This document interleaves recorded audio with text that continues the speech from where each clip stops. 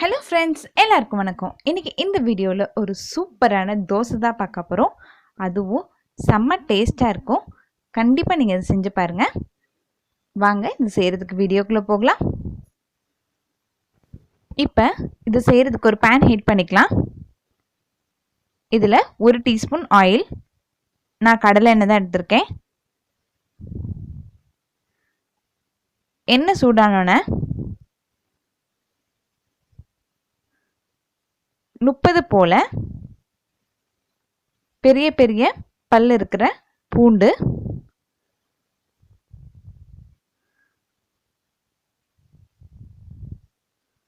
இது 2 ஆளுக்கு கரெக்டாக இருக்கும். இப்போ இதை நல்லா வதக்கிக்கலாம். பூண்டோட கலர் நல்லா சேஞ்ச் ஆகணும். லைட் கோல்டன் ப்ரௌன் இருக்குல்ல, அந்த கலருக்கு வரணும். அது வரைக்கும் இது நல்லா வதக்கிக்கலாம். இப்போ பூண்டோட கலர் சேஞ்ச் ஆகுது பாருங்க. இப்போ இதோட மற்ற பொருள்லாம் சேர்த்துடலாம்.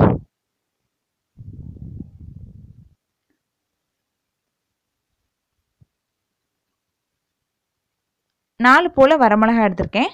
இது காரம் கொஞ்சம் கம்மியாக தான் இருக்கும். உங்களுக்கு காரம் அதிகமாக வேணும்னா 5லேருந்து 8 எடுத்துக்கோங்க. இதோட ஒரு பெரிய தக்காளி, புளிப்புக்கு இந்த தக்காளியே போதுமான அளவாக இருக்கும். அதனால் ஒரு பெரிய தக்காளியை எடுத்துக்கலாம். இப்போ இதை நல்லா வதக்கிக்கோங்க. இப்போ இதோட தேவையான அளவு உப்பு சேர்த்து இதை நல்லா வதக்கிக்கலாம். இப்போ தக்காளி நல்லா வதங்கட்டும். அது வரைக்கும் இது அப்படியே இருக்கட்டும். ஒரு 5 நிமிஷம் போல் இருந்தால் போதும் தக்காளி போட்டக்கப்புறம்.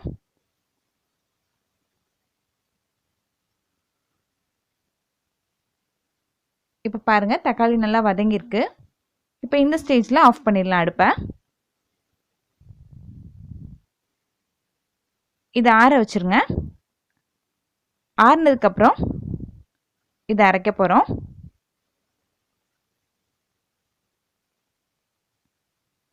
ஒரு மிக்ஸி ஜாரில் மாற்றி இது நல்லா நைஸாக அரைச்சிக்கலாம். அடுத்து தோசை ஊற்றிக்கலாம்.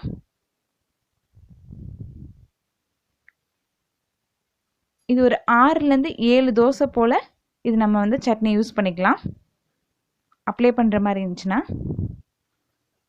இப்போ ஒரு சைடு ஒரு பாதி போல் வெந்ததுக்கப்புறம் நம்ம ரெடி பண்ணி வச்சுருக்க இந்த சட்னியை அப்ளை பண்ணிக்கலாம். தோசையில் எல்லா சைடும் படுற மாதிரி அப்ளை பண்ணிக்கோங்க.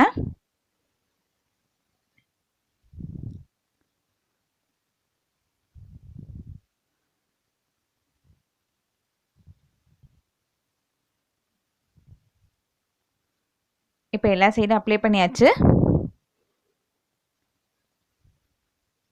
இப்போ இதை உங்களுக்கு எந்த ஷேப்பில் மடித்து வைக்கணுமோ அந்த ஷேப்பில் மடித்து வச்சு நீங்கள் சர்வ் பண்ணிடலாம்.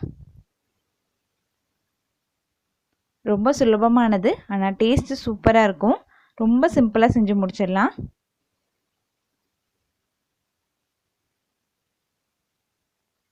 அவ்வளோதான், நம்மளோட சுவையான பூண்டு தோசை ரெடி. நான் போடுற வீடியோஸ் உங்களுக்கு பிடிச்சிருந்துச்சுன்னா நம்ம சேனலுக்கு சப்ஸ்கிரைப் பண்ணுங்கள். மறக்காமல் பெல் பட்டனை அமைக்கிடுங்க. நன்றி.